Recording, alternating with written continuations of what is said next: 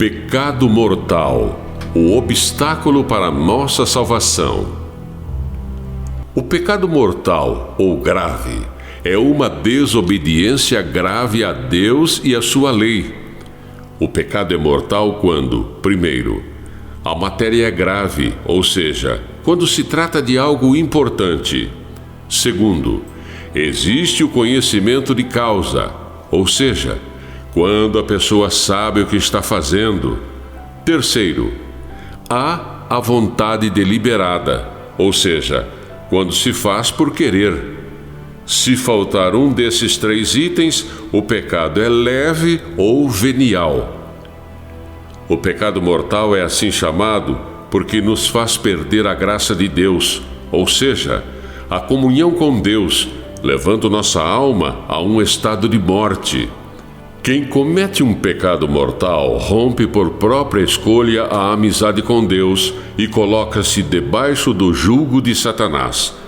É por isso que a Bíblia diz que todo aquele que peca é do diabo.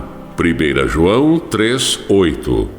O pecado mortal é o maior mal e a maior desgraça que um ser humano pode fazer nesta vida, justamente porque nos faz perder nosso maior bem, que é Deus. Quem comete um pecado mortal torna-se réu do inferno, ou seja, torna-se merecedor do inferno, de modo que, se morrer nesse estado sem arrependimento, irá direto para o inferno.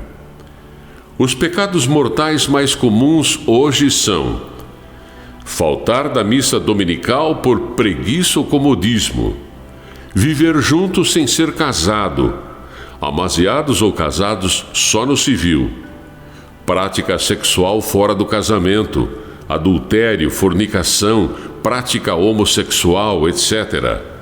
Pornografia, incluindo novelas com cenas imorais, BBBs e etc.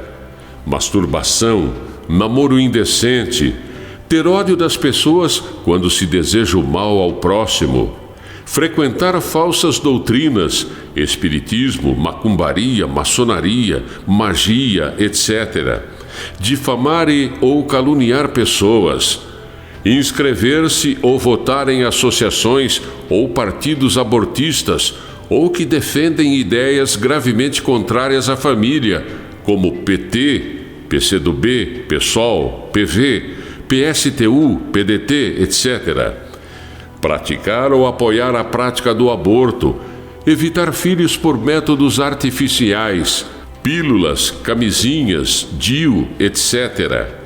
Embriagar-se ou fazer uso de drogas, frequentar festas ou shows mundanos, carnaval, discotecas, boates, bailes funks, etc., entre muitos outros.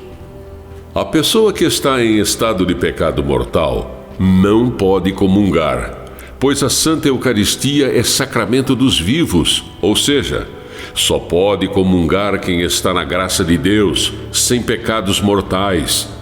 Quem comunga estando em pecado mortal comete o gravíssimo pecado do sacrilégio, ou seja, da profanação do Santíssimo Corpo e Sangue de Deus.